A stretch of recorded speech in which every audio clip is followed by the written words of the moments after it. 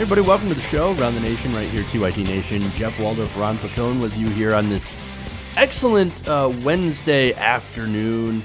Hello, Ron.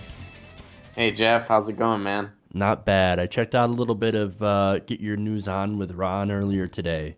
Oh, cool, man. Thanks. Yeah, good show. Good show from what I could see. So, thanks, man. So you have a lot of fun there.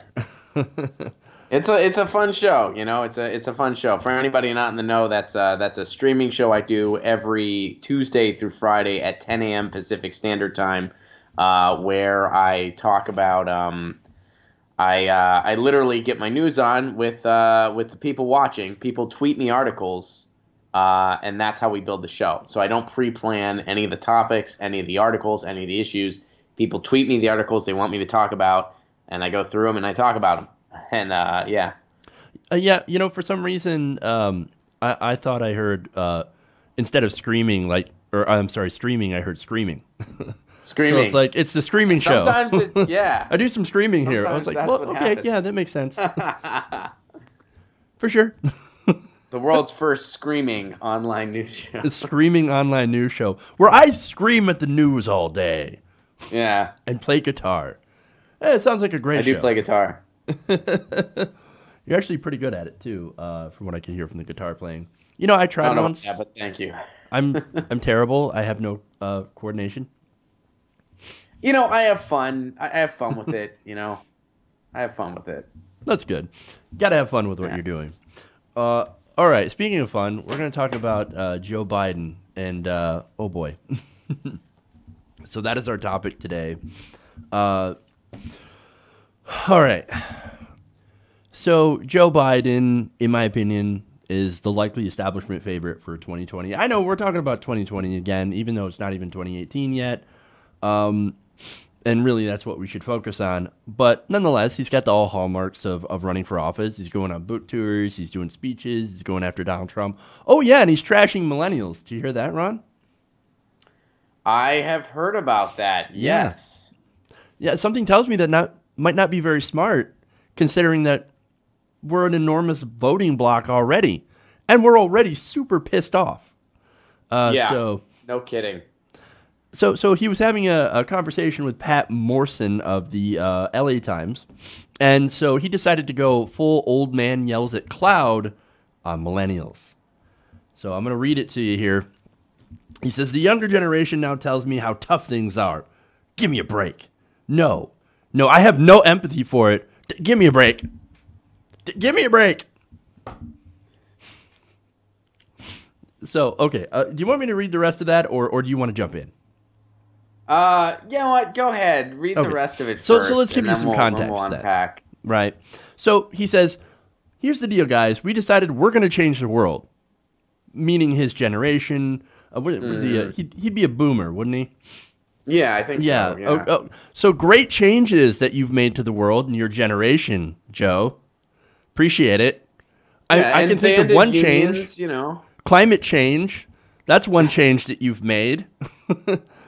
Changed the economy from being prosperous to completely shit.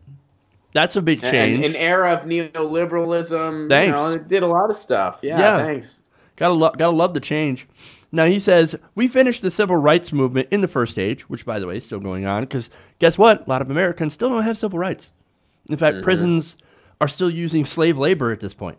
I mean, that's what that is. That is the new Jim Crow, where they will, arrest African Americans at higher rates than they do white people, and they will make them work for literal pennies on the dollar, which is basically tantamount to modern-day slavery. So, okay, we've got a bit of a ways to go when it comes to civil rights. He also says the women's movement came to be. We've got a lot of work from that. So he says, my message is get involved. There's no place to hide. You can go and you can make all the money in the world. No, you actually can't. But you can't build a wall high enough to keep That's a right-wing talking point. I know, right? Oh, you've got all this opportunity if you just get off your ass and stop being lazy. But wait a minute. No, actually, we don't have that opportunity. We would love to have the opportunity, the same opportunity that was afforded to your generation. We would love to have that same opportunity. But we don't have it. That's why we're mad. That's why we're pissed off. And that's why Joe Biden is so incredibly tone deaf in this interview. Yeah. No. Yeah, absolutely. Do you want to jump in, or do you want me to read the rest of that? No, I think we're good. I think we got Okay. enough. We got the we point. kind of know the gist of this. And I mean, here's the thing. Like, and I'm not trying to throw a blanket generalization out there the way Joe Biden did. There's a lot of baby boomers that have done a lot of great things. There were a lot of great things to come out of that generation, and there's a lot of people that are very much in touch. The reality of the world we live in, we all have a bit of a bias based on the age group we're in. Right? I mean, 20 years from now, Jeff, you and I are going to be wondering, what our generation thinks and how they do things. Like we might not connect with the generation before us. But what makes a difference is your willingness. Huh? Case in point, why are those kids eating Tide Pods? Right. I've seen a bunch of those memes, and I'm still not hip to exactly what that's all about. But yes, that's a great point. Like, but the difference is one's willingness to try to learn and one's willingness to still kind of keep up with the herd, so to speak. And then one's dismissal of, throwing out these cliches like, oh, well, you guys are just lazy. Give me a break. You had it tough. I had it tough. I didn't have an iPhone. Yeah, you didn't have an iPhone, but you also had a much better economic situation than we did. Way freaking better. That's just the reality of it. There were generations that had it tougher than we did too. Yeah, but you know what? We had it better at one point in time, so we need to figure out what was going right then and recreate it in today's society. And that's the difference between somebody that wants to evolve and wants to learn and wants to, I want to know what the generation younger than me, I want to know how they think. I want to know their perspective. I want to know the music that they're listening to. And I try not to use my bias to write us off as not as good or any better or worse than my own, because I understand that I do have a bias based on being a millennial, just like a Gen Xer has a bias, just like a boomer has a bias, just like, the next Gen Y has a bias. That's part of being human. The difference is, do you use that bias to then dismiss everything around you, or do you try the best you can to incorporate and learn? I try to do the latter, and I would hope that any president would do the same. Joe Biden has proven he has no interest in that and would rather alienate what is arguably becoming the biggest voting bloc, depending on how you crunch the numbers. So, yes, that is a tone deafness to the nth degree. Joe Biden is just becoming a kind of cranky old man of the establishment. And, on a post a few weeks ago, a segment that we did, I mentioned how I thought Joe Biden could beat Donald Trump in 2020. Yeah. And, some people in the comments disagree with me on that one. They were like, I don't think so, Ron. I don't think he could beat Donald Trump. And now I kind of feel like I may have to concede a little bit here, because if he keeps up this path, I don't think he would beat Donald Trump in 2020. If what goes up against Donald Trump in 2020 is this idea of the system's fine, and as long as we get rid of Trump, it will be fine again, and you young people shut the fuck up, that's not going to beat Trump. Yeah. That ain't beating Trump. So if that's what Joe Biden has to offer, no, he won't beat Trump in 2020. So I concede, and I retract what I said earlier, because that may have been that was too preemptive on my part. Now, again, I said he has 3 years to fuck it up. So, so I guess he's proven me right in that regard. Very soon. Like, well, I did have that disclaimer in there. I didn't expect him to do it this quickly, but nonetheless. Well, that's Joe for you. And for many reasons, mostly policy related, I think Joe Biden would not be a good choice for president anyway. But yeah, this is, hopefully he doesn't run. Yeah, and the one thing, like, speaking as a millennial, that, like, the only thing that Joe Biden had going for him among millennials was the memes, the Biden-Obama memes. Much. That's it. That's pretty much it. And like, oh, he's just crazy Uncle Joe. Well, now he's the guy who's telling us to get off his lawn. Yeah, now he's crazy cynical Uncle Joe. Yeah. So it's now like, he's like I'm "Ah, uncomfortable around that guy. After Joe's had 2 whiskeys, just walk out of the room, or Yeah. he'll start telling you how But how see, everything your generation did is wrong. so look, let me lay out some numbers, right? So to show you, like, we're not just talking out our ass why Joe is wrong, right? Because I know there's going to be some older people like, no, Joe Biden's going to be fantastic. You see, you millennials are just, being bitchy for no reason. No. Let me tell you and lay out what you guys don't understand. The millennial generation was kind of fucked from the outset. I mean, that's not whining. That's looking at objective fact, okay?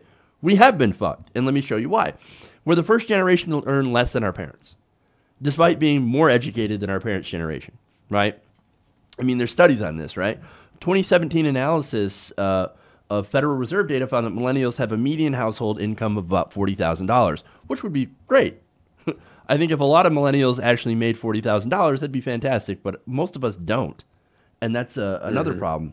But according to the data, that means we earn about 20% less than boomers did when they were our age.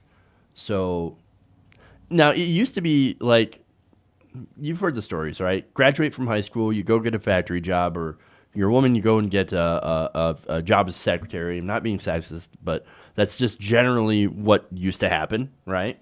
Now, then again, if you're a woman, you might or might not have had to work. You would have that option because it didn't require two incomes to pay all the bills, right? Mm-hmm. So you didn't need those two incomes. And if you're working, you join a union, you get health care, you get a pension, you end up doing pretty good, right? You could go to college, and if you chose to go to college to get one of those really high-end jobs, well, the how much college cost back then didn't put you in debt for the next 20, 30 years. Right. And the minimum wage was actually worth more as well. So you could work at McDonald's and pay your tuition out of pocket part-time. You could do that. Now, we grew up in the middle of the Great Recession. And not only that, but we grew up at a time where our country has been in consistent war. So all of our resources are now going to war instead of education, instead of healthcare, instead of things that actually matter. No, all of our time, money, and effort, and all these younger people are getting put into bullshit wars for oil, Iraq, Afghanistan. Some of the younger millennials in our generation haven't lived in an era where the U.S. has not been at war with some other country, whether declared or undeclared. That's fucked up.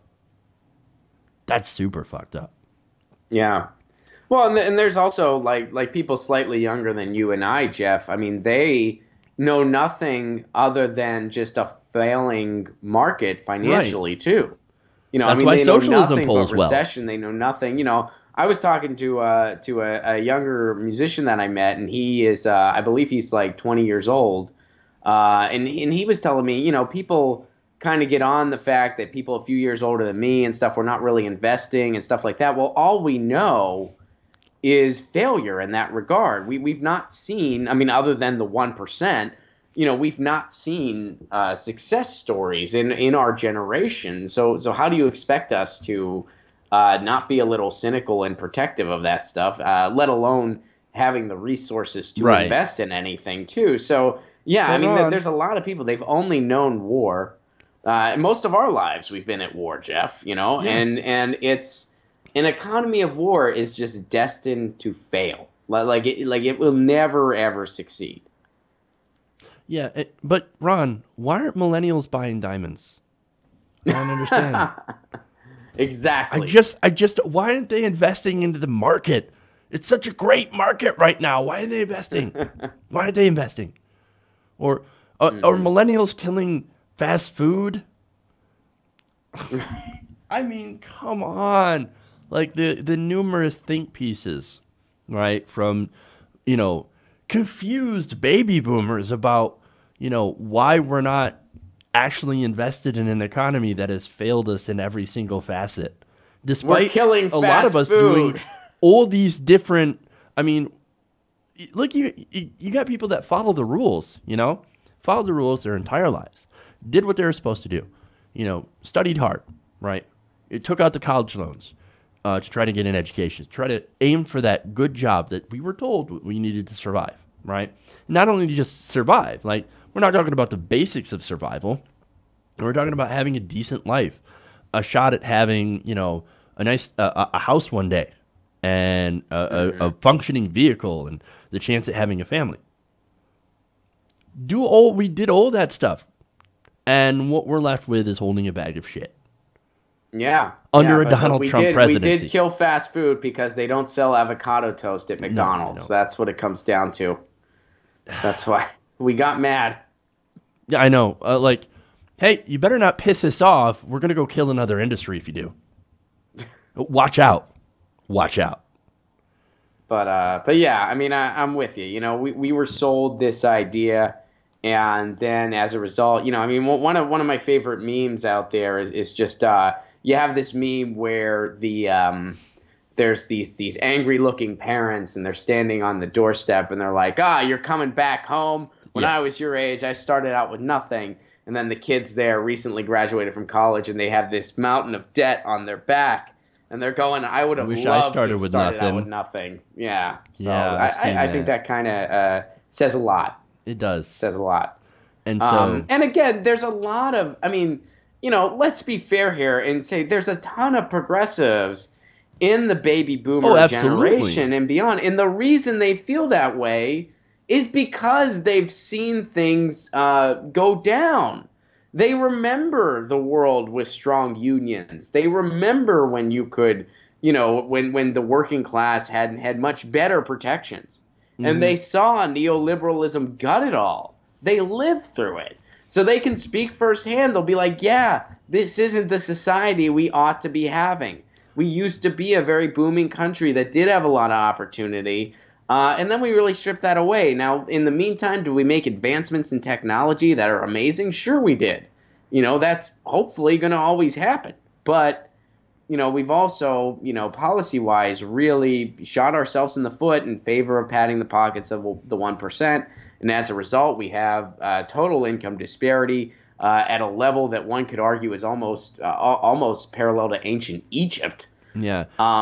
And nobody ever saw this coming. So, a lot of people that have lived through all the above and you kind of look at it objectively, they're the people screaming the loudest for progressive change. Yeah, and I think those same people, I think they did see it coming because they're the ones that have been fighting it for all these years and these decades.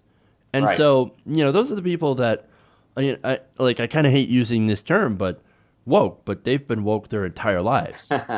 So, because they're like, wait a minute, that's not what we want to do. Why are we handing over all this industry to, or all this control over to corporations? Aren't they just for profit? What happened to the unions that we were in? And so, again, this isn't to broad brush like some boomers do to millennial generation. We're trying not to do the same thing to the boomer generation because there's a lot of you that are on our side. I've got a lot of you guys that watch the show, and so that agree with me and that are standing beside us and fighting with us, and we couldn't appreciate you more, But as I'm saying, Joe, I mean, Biden and all these establishment figures, they're not the ones that are standing by our sides, and they're the ones that are continuously trying to alienate us. And look, if he is trying to run for higher office, that's not a good direction to go. That's not the direction that I would be going. Again, biggest voter block. And I know what he's trying to say too, right? I want to add one more quote here to kind of close it out. He says, there's an old expression my philosophy professor would always use from Plato. He says, the penalty people face for not being involved in politics is being governed by people worse than themselves. It's wide open. Go out and change it. Well, that's exactly what we're trying to do. But the irony here is that people in the establishment are trying to stop progressives, are trying to stop younger people from getting into those positions and actually changing them, which is making it so that the voters don't want to get involved because all they see is the same old bullshit from the same old politicians. And Joe Biden is echoing that sentiment from Plato while simultaneously supporting the DNC, who is actively suppressing primary opponents, giving us the notion that democracy is reserved for some and not all. Right. And so I think that's just an important irony to point out. Cool. I think we did it. Oh, yeah. I think we kind of nailed that one.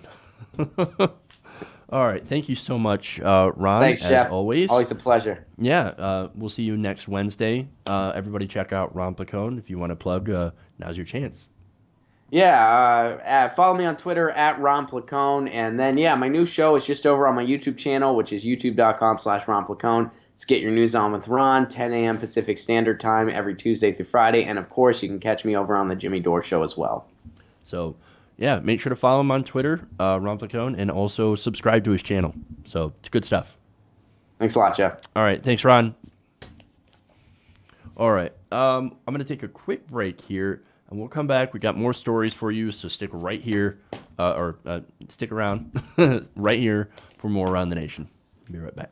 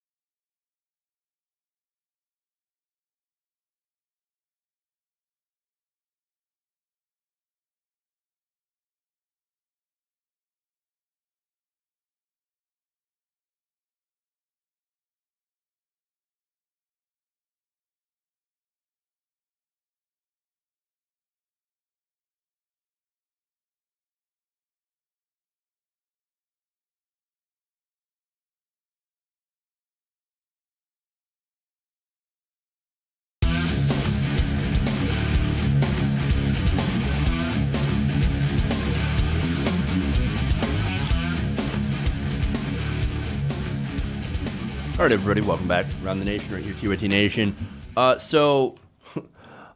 We have one of the best stories here. We're gonna be talking about Mitch McTurtle. So there is a lot of comments about that on our Facebook page.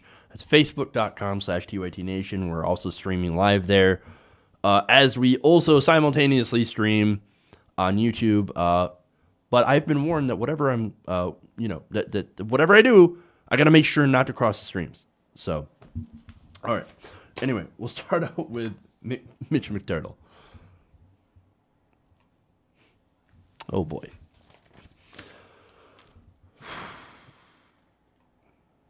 Hold. Okay. Now, the Democratic Party around the states has been incredibly weakened. Republicans now control 2/3 of state legislatures. They have an impressive amount of governorships in some very important states that they will have to defend. Now, the good news for Democrats is that with the Republicans being so incredibly popular or unpopular due to Trump, as well as their policies that are not in line with the priorities of regular people, the Democrats have an opportunity in 2018 to make a real dent. So, how are the Democrats doing that? Well, are they running on popular policy positions? For example, Medicare for all, or living wage? Some are. Actually, some wonderful progressives are running in 2018, including one in Nevada that I happen to know. So,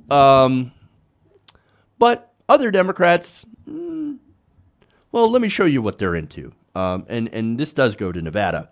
Are they running on tuition-free education to bring in millennial voters who happen to be the nation's largest voting bloc? Are they making a case that their policies are actually going to help regular people? Not exactly. And for that, I go to Nevada, where the Hill reports that instead of making a case on policy, Nevada Democrats, right? This is the establishment Democrats in Nevada, are unveiling, instead of talking about these issues, they're unveiling a brand new mascot, which they hope will actually help them win. You ready for this? This mascot is called Mitch McTurtle. Take a look. There he is. Mitch McTurtle, right? Hey, there he is holding a bag of money. Let me give you another one here. Oh, there's me. You know what? That's actually kind of cute. Not at all, like, effective at putting forward a policy message. But look, I'm going to explain what this is about, right? Now, Democrats plan to use the turtle mascot at campaign events to tie local Republican candidates to Senate Majority Leader Mitch McConnell. Now, state party, according to The Hill, Chairman Wilman McCurdy unveiled the costume at a campaign event Tuesday afternoon. Now, the mascot was apparently well received by local Democratic activists, some whom tweeted their own pictures with Mitch McTurtle. So, okay, I get it, right? You want to use the Republican strategy, which is you tie local officials to somebody who, on the national level, is actually incredibly unpopular, right? Now, that actually is effective for Republicans. They did this with Nancy Pelosi, right? Now, the problem is that the Democratic base is not exactly like the Republican base. The Democratic base actually responds to things like policy positions and not stupid mascots.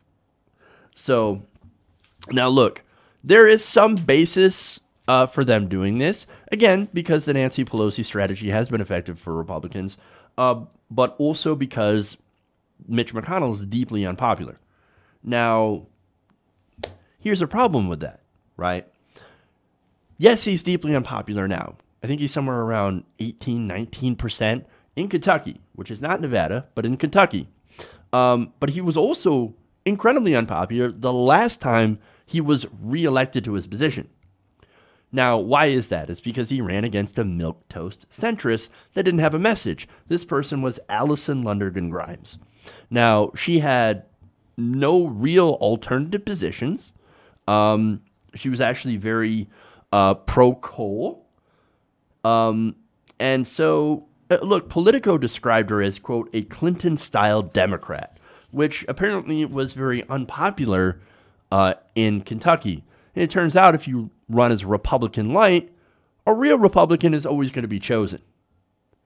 So, here's the thing, right? Again, this is Nevada, not Kentucky, to be fair. Now, Nevada actually went for Hillary Clinton in 2016.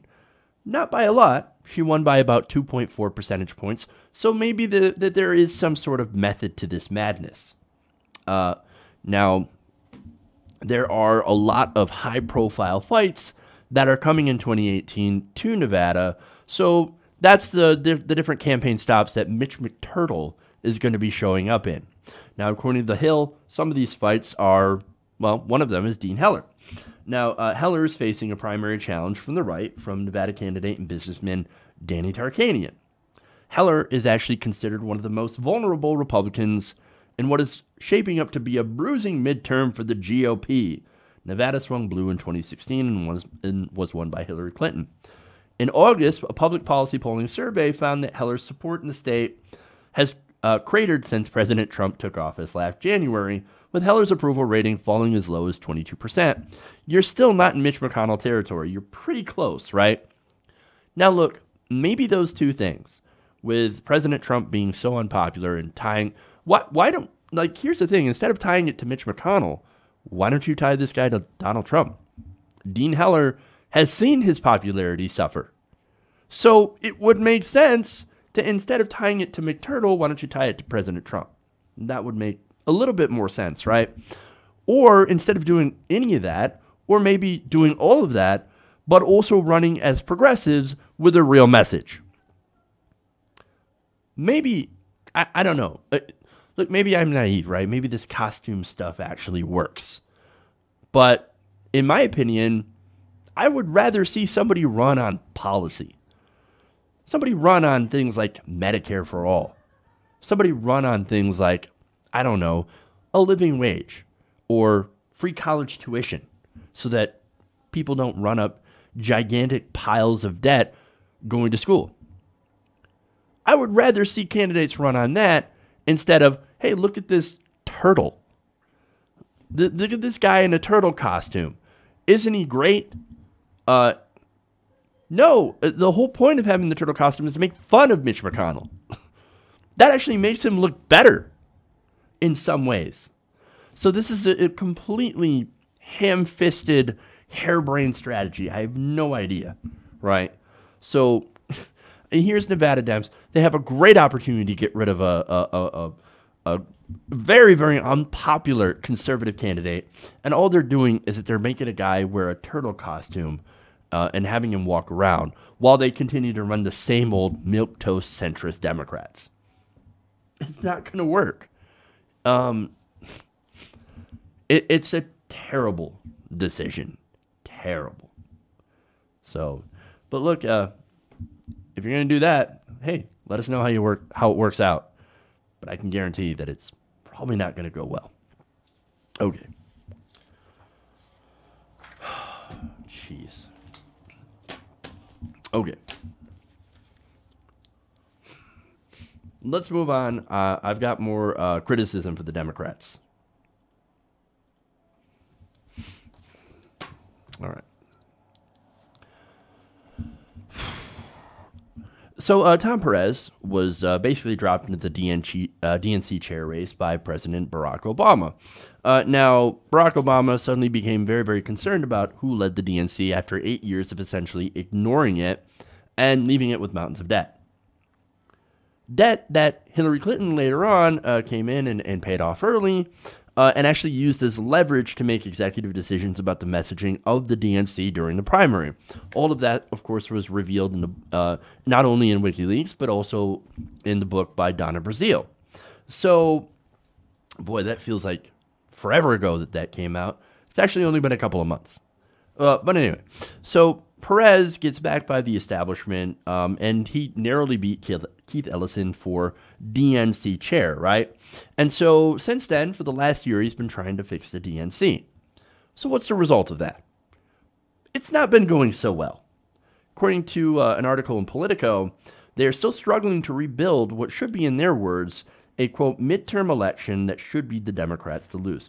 So they're rebuilding the DNC in what should be a midterm election that is the Democrats to lose, meaning that the Democrats have an enormous political advantage thanks to the unpopularity of both Donald Trump and Republican policies. However, they write, the DNC is still struggling to bring its factions together and assert itself.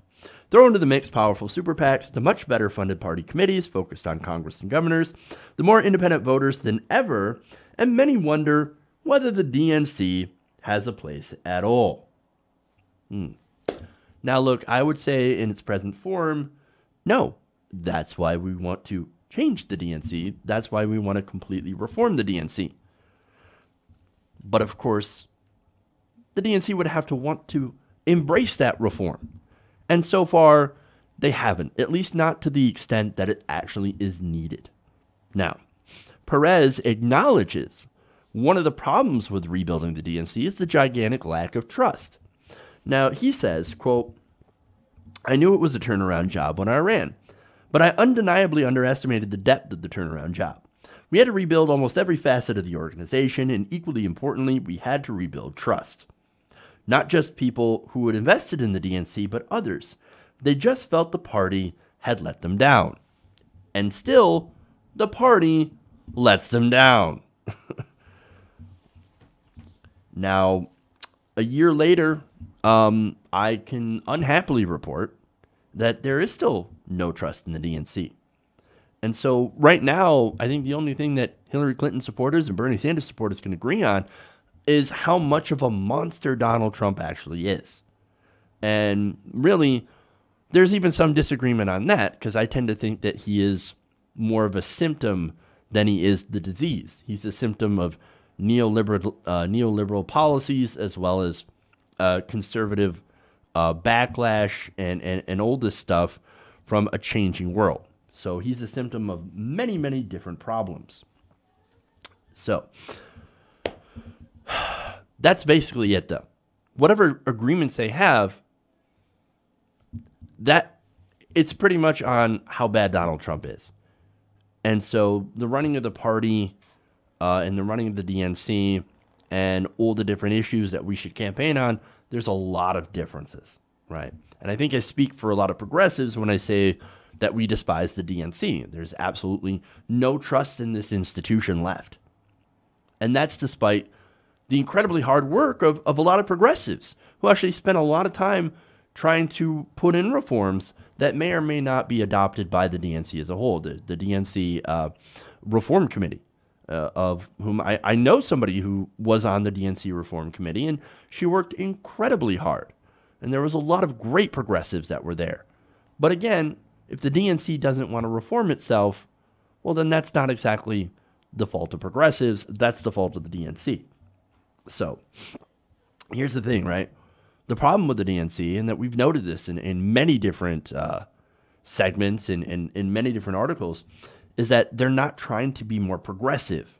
All they want is one thing: Bernie's mailing list. That's what they want. That's the biggest thing that they need right now. According to Politico, the Clinton-Sanders tension is over whether Sanders should hand over his massive voter list to the committee as Perez has asked, and whether the committee has gone far enough to overhaul internal rules that Sanders forces are convinced rigged the nomination for Clinton. Now, look, there's a lot of controversy surrounding the word rigged, right? Now, if you're going in and saying rigged as in, oh, they went in and changed the vote totals, no, that's nonsense. Of course they didn't go and change the vote totals. What they did is that they made it sure, they systematically changed it so that Hillary Clinton would end up getting the nomination, that there wasn't a fair contest. As Donna Brazil's book pointed out, there was a massive fundraising scheme that took money from the state parties and put it into the Hillary Clinton campaign. They also had control over the messaging, the Clinton campaign did, of the party, the debate schedules, and things like that. There were people that were in the states that didn't have open primaries, for example. A lot of states didn't have open primaries, but where there were registrations that were changed. I remember in New York, there were registrations that were changed mysteriously. There was a lot of weird stuff that went on that kind of makes you think that, no, this was not a fair contest. That's not saying Bernie would have 100% won the nomination if none of that had happened. But at the end of the day, we'll never know because of this, right? So again, yes, Bernie Sanders supporters aren't just convinced that it's rigged. We know. We can point out that it was. But anyway, neither side, in the article, they continue, says neither side is satisfied, and words like crazy, still doesn't get it, in one case, Judas, are tossed around to describe people in the opposite camp. Furthermore, the relationship between Perez and Keith Ellison, the former rival whom Perez named deputy chair in an attempt to ease tribal infighting, remains chilly with periodic explosive fights over party strategy and appointments. Ellison said, quote, "Functioning unity is something we've got to build back over time." Well, that I say, if you want unity, then embrace change.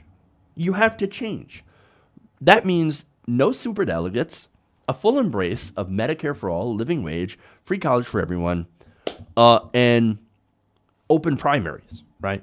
You want unity, unify around progressive values. But of course, that's not what they're doing.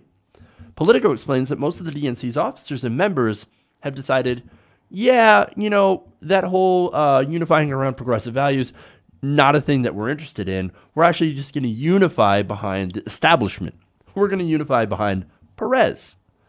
Fundraising, they write, while still trailing far behind, Republican National Committee is on the uptick. Boosted by a major donor program, Perez has nurtured and checks that pick up after the Democrats won high-profile seats last fall in Virginia and Alabama. So that kind of explains why, one of the reasons why the establishment continues to back Tom Perez and his so-called leadership, because he's good at raising money. He's getting the checks. And so, yes, has his fundraising picked up? Yes, thanks to the races. But it's not necessarily fundraising from regular grassroots organizations or people, right? Now, they also say that state party chairs are being listened to again, and there's a tech operation that had atrophied to the point of near collapse under the previous leadership, is being rebuilt. So let me break that down, right? So the DNC, again, is not raising more money because of its embrace of progressive values. They're not getting money from the grassroots. It's actually quite the opposite.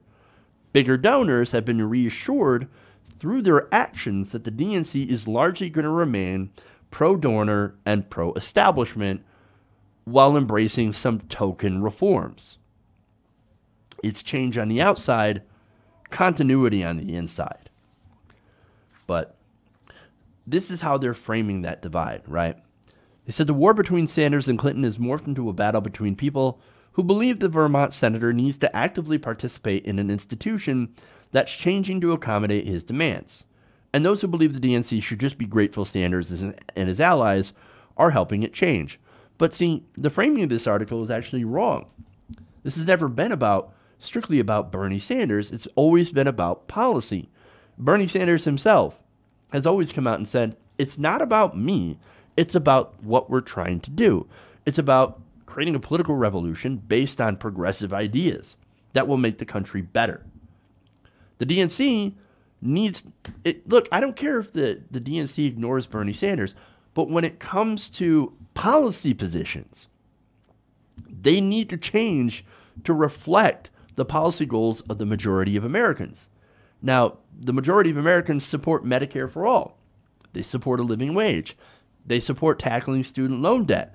They definitely support, by wide margins, getting money out of politics and other issues. These issues are things that the Democrats can rally around, but they choose not to do that. So, and look, they do that and they expect the mailing list. But here's the thing, right? The DNC wants it, and they're not going to get it. Bernie Sanders has no intention of handing over his email list. He said, no way will he be providing his list or other information to the DNC, as Perez has asked, or pitch in otherwise to an organization that he is demanding to be reshaped. To the Sanders orbit, they write, it's not nearly enough that Perez backed the recommendations of a year-long unity commission to set up to revise internal rules that Sanders supporters argue disenfranchise the base. But they still do disenfranchise the base. There hasn't been enough change. It has all been token change. Yes, they're going to get rid of some of the superdelegates. That's not enough. Primaries are still not open. But most importantly, they're not letting any people who supported Sanders see where that money is going. And that's very important to the party. So nobody from the Sanders camp, no progressives, have any access to seeing where the party's money is going. Now, the problem with that is that money is almost certainly ending up in the hands of overpaid consultants. Huge problem, right? So, I mean, that right there is one of the reasons the Democrats always seem to lose. They spend their money very, very poorly. And it's always on these overpaid consultants that give them terrible advice. But they end up, look, the consultants get paid either way. So they don't care if the Democrats win or lose. So they always go for pro-establishment positions. It's ridiculous. Now, Jeff Weaver said on this, we have a long way to go. We made big step forward in opening up the party and making the nominated process more democratic. But again, it's not all the way. It's not nearly as much as we would want. But he says, we've got to make sure that all the different factions of the party are represented at the DNC. Tom can do a little bit more to bring in some of the other voices. Weaver, more importantly, and this goes back to the email list, said that there won't ever be a point when Sanders gives the DNC access to his voter data. He said, I don't think you should expect that to happen. If people think the Sanders list is just an ATM, they are sadly mistaken. It is a list of millions of people who are motivated by a certain policy agenda. If they think it can be easily transferred, I think it's a fantasy. Weaver is 100% right on this. If people on the Sanders list want to donate to the DNC, there's nothing stopping them. It's actually pretty easy to do. Most people on that list are fairly internet savvy, I would guess. The problem isn't that they're getting blasted with DNC emails. I get blasted with emails all the time, right? No, it's that the DNC is not something that we want to give money to because of the way they screwed us before. We don't want to give them money. And if they think that that list, getting access to Bernie's list, is magically going to bring them in money, they are sorely mistaken. Only if the DNC adopts real change will they see the kind of funding and support that they're looking for. And so, has that happened? Obviously, as I keep pointing out, no. They have not learned their lesson. They are not looking at changing. And they haven't done the kind of reforms that we have been asking for. Now, on the other hand, do we want to beat Trump? Yeah, of course we do. But see, here's the thing. Beating Trump is not an end unto itself. This is what this is what the Democratic establishment needs to understand. If you want us to be a part of the DNC, then help us get progressives elected. Because those progressives, we want them to serve us. Gone are the days where you could vote for somebody with a D next to their name and then go back to sleep. That's not happening anymore. Now we actually hold our own politicians accountable. We want policy, and we want politicians that will actually fight for those policies. And that's what they have to understand. And that's why we're so desperate to have the DNC actually change before we get involved with them. Because like it or not, 2016 has... like it or not, 2016 has changed everything, right? And the DNC needs to adapt or they will die. And right now, it's looking like they're choosing the latter. So, okay. I'm going to take a quick break here, and we'll be back.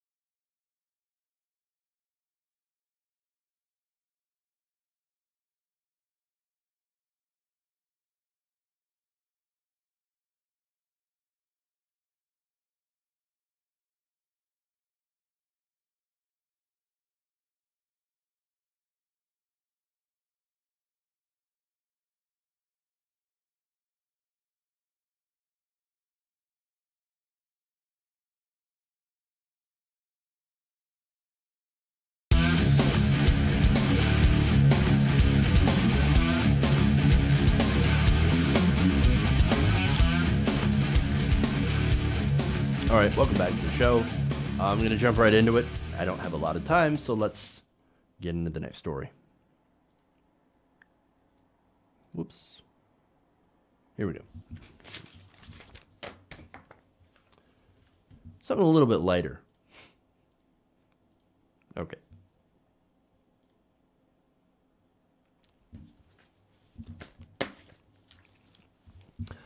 Now, Sarah Huckabee Sanders has a new defense for Donald Trump. You cannot be racist if you have a TV show. Huckabee Sanders was answering a question about comments made by Senate Minority Leader Chuck Schumer, who said on the Late Show with Stephen Colbert on Monday that the president could prove that he's not a racist by approving the DACA immigration deal a bipartisan committee had already worked out. Now, that DACA deal, by the way, yes, it would have actually provided a pathway to citizenship for DACA recipients. That would have been fantastic. However, it also would have given money to the wall that we don't need. It would have been a down payment for the wall and would have actually increased border security. It also would have prevented Dreamers from sponsoring members of their own families, among other things. So, not a great deal, right? I think the Dreamers deserved a clean bill, a clean DACA bill. But, of course, the Democrats decided that they were not going to push for that. Now, Trump originally said, "Oh yeah, don't like I trust you guys. I'll sign anything, right? Give me whatever you sell, whatever you come up with, I'll sign it." Dreamers, they're fantastic people. They're great. Well, that changed after, of course, Ann Coulter and Trump's base, people who lacked absolutely no empathy, decided, no, that's not good enough, right? And so they pressured Donald Trump. And so he's like, oh, did I say that I was going to sign a document? No. I want an even more draconian bill. Not going to do it. Okay. Now, so there's sort of the context that we're dealing with, right? So Sarah Huckabee Sanders, of course, she's going to push back against Chuck Schumer and that, hey, prove that you're not a racist, but support, DACA and all that. Well, here's her response. Let's take a look. If the critics of the president were who he said he was, why did NBC give him a show for a decade on TV? Why did Chuck Schumer and all of his colleagues come and beg Donald Trump for money? If they are who they want to try to portray him as, why did they want to be, with him for years and years in various activities, whether it was events and fundraisers and other things? I think it's just an outrageous and ludicrous excuse, and they need to get on board and start actually doing what they were elected to do. Trump can't be racist. He had a TV show. Well, that's like saying Cosby couldn't possibly be a rapist since, he also had a TV show. That argument is not only ridiculous, but it makes no sense. She's saying that, oh man, look, hey, if you can't do anything wrong because somebody gave you a TV show, right? Or you can't do anything wrong as based on something as arbitrary as your job title. Hey, you know who else was also on TV who also had a show? Matt Lauer. Matt Lauer had a button installed that would lock people into his office so we could sexually harass them. Why would NBC hire him and give him a show if he did nothing wrong, if he wasn't a sexual abuser? Just a side note here, right? Ann Curry actually went to go and talk about Lauer, and she said she wasn't all surprised. It's not exactly a secret, right? And that she also said that NBC had a pervasive atmosphere of harassment. Hey, what network was Donald Trump's show on? Oh, right, NBC. Weird. It's almost as if misogyny was prevalent in the industry. But look, we're not talking about misogyny. We're talking about racism, right? So the question is, how could Trump be a racist if he had a TV show? Why would they give a racist a TV show? I don't know. Maybe, look, I've got a couple of ideas, right? But first, let me address the whole, is he a racist thing? Well, let's just go down some of the lists of some of the things that he has said that would be racist. For one, he started his campaign talking about how Mexicans are rapists and criminals. Some may be good people, right? Not only that, but for years he was asking for the first black president's birth certificate. He thought he was born in some other country, right? No, the black president is obviously wasn't born here. He was born in Kenya, right? Okay, so President Obama showed him the long-form birth certificate. And still, he's like, not good enough. Not good enough. Must be a fake. There's no way he was born here. He's black. Now, not only that, but just recently, he called Haiti and other African nations, and also El Salvador, he called them all shitholes. When he was talking about how Nigerians shouldn't be let in, because if we do, well, they would never want to go back to their huts. How about we talk about the times where, before he was president, before he was on the show, where he and his father wouldn't rent out to African Americans. They were taken to court. He was sued. Later on, he called the former Miss America, or maybe it was a Miss Universe or whatever, right? They called her Miss Housekeeping because she was Latina. Or how he wanted more people from Norway to immigrate to America. Which, by the way, Norway is a super progressive country. But he doesn't care about that. No. The only thing that he cares about is how Norway is about 80% white. Well, they're white. It can't possibly be a shithole if it's full of white people. There's a million other examples, right? Like, for example, not believing that white people on America are on welfare, that it's only the black people that are on welfare. And it's very, very surprising to find out that a majority of people on welfare are actually white. He's a deeply racist individual, right? But to explain that why he was given a show, doesn't have anything to do with that. He's given a show because he's a showman. He's a wealthy individual. He claims to be worth billions. I kind of doubt it. But nonetheless, he had money, he had influence, and he had power. Didn't matter that he was a racist to some people. He was born with a leg up, right? He inherited all this money. And with all of this money comes power. So it's actually pretty easy to use your power and connections and all that stuff to convince network executives to actually give you a show. So that explains it. As for Schumer, look, do you think Chuck Schumer cares at all where the money for his campaign comes from? No, of course not. To him, Donald Trump was just another wealthy New York donor who has given to Democrats in the past. Look, and the reason that he gave to a lot of these New York Democrats, for example, is because a lot of New York Democrats, not all of them, but some New York Democrats serve Wall Street. They serve the bankers, they serve the wealthy, right? Donald Trump wants lower taxes on corporations because he owns a corporation, and he wants deregulation of industry, something that a lot of these Democrats, these corporate Democrats, also want, also agree with.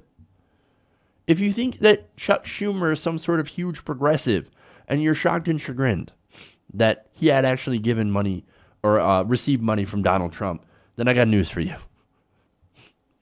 In every single way, Sarah Huckabee Sanders, again, proves to be not only wrong, but an incredibly laughable example of the lengths that that people will go, some people will go, to defend the President of the United States. It's amazing. Okay. I have another bank story here, but yeah, let's do that, and then we'll call it a day.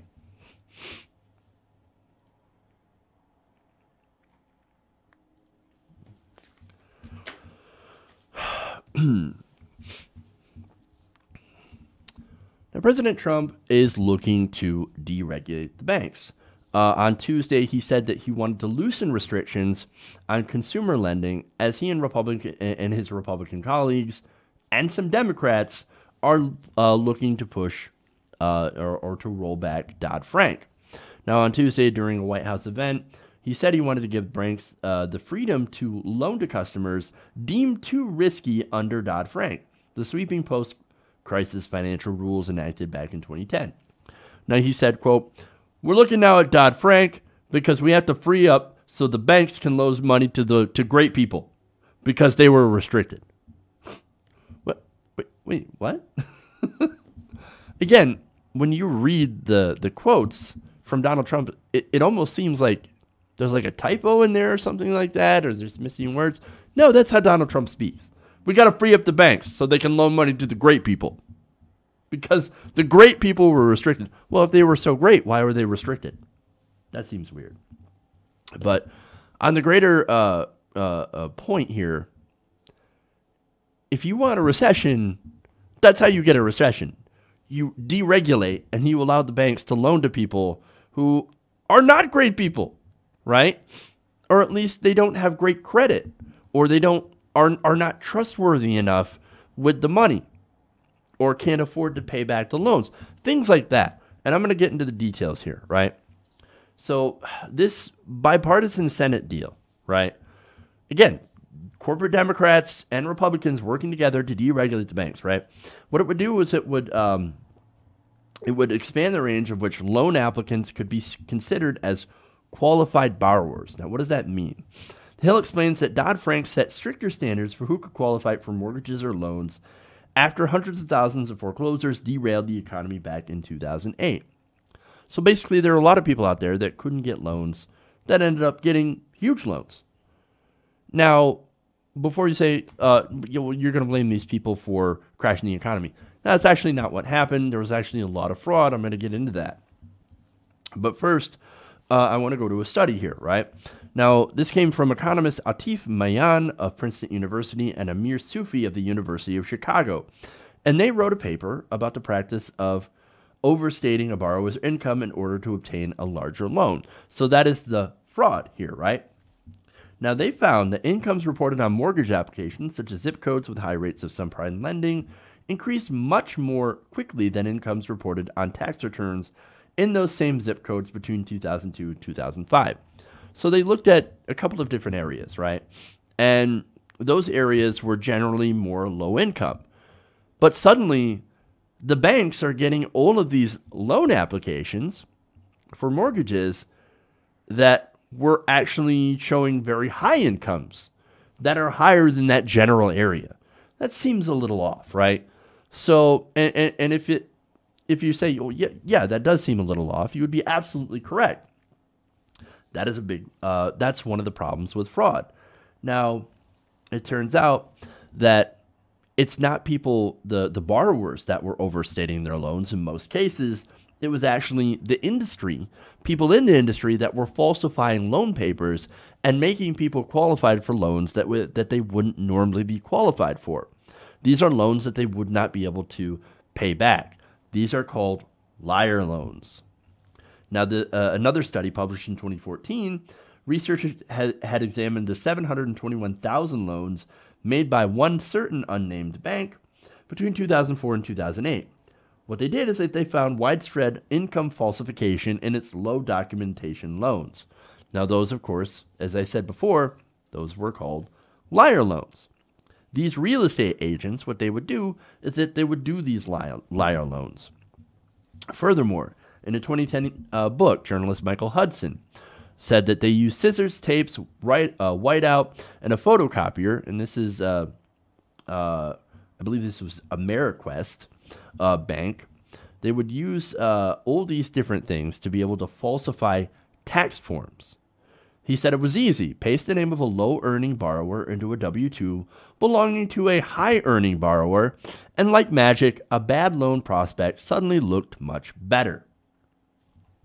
He said that workers in the branch equipped the office break room with all the tools they needed to manufacture and manipulate official documents. They dubbed it the art department. Now, look, were all of those loans fraudulent? No, I'm sure some people just didn't understand what they were getting to. That does happen. But the majority of these loans were absolute fraud, right?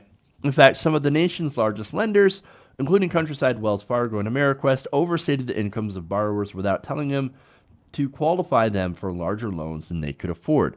And they were all caught by they were all caught doing it. Now, did they get punished? No, they did not get punished for their role in creating this housing crisis, which was a part of the 2008 financial crisis, right? That took down the economy. So, now, look, the reason that these people would do this, falsify these loans, is because they would make commission. So that's what they did. They did these liar loans, and they ended up getting commission, which ended up, of course, making them lots of money.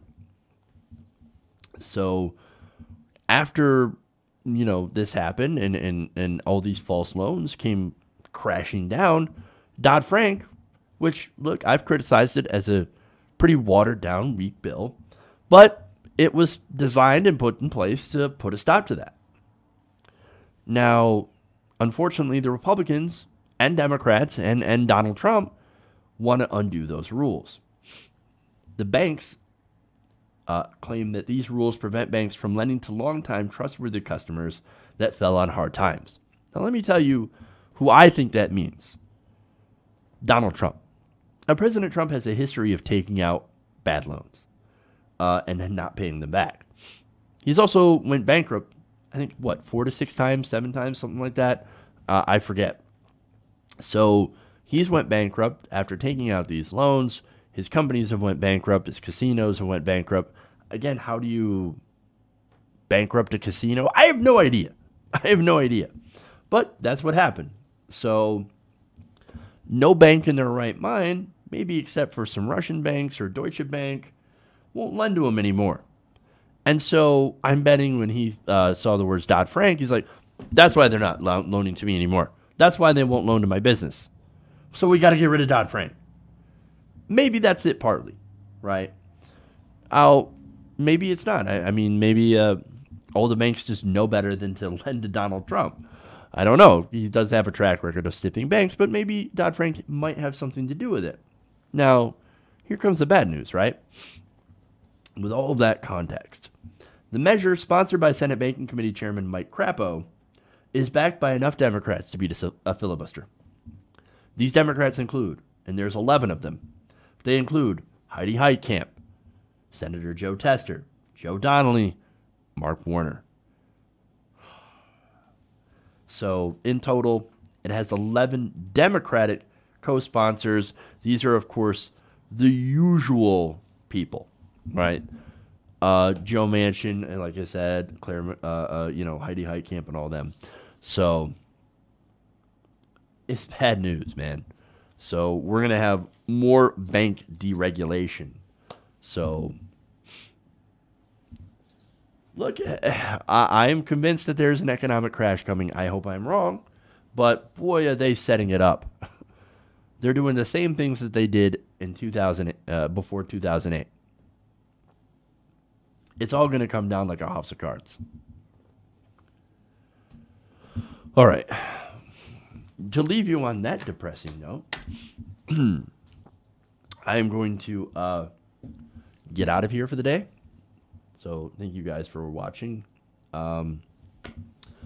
Make sure to please give us a like and a share. And if you haven't already, please subscribe. On Facebook, you can, of course, like our page. If you want to see more of our content, that's facebook.com/TYTNation. If you want to support us there. Also, if you want to support us, patreon.com/TYTNation. That's how you can make sure to keep us independent and non-corporate sponsored. So a big thanks to those of you in the audience who make that happen. All right. That's it. Thank you, guys. Love you all. And remember, change begins with you. Good night, TYT Nation. See y'all tomorrow.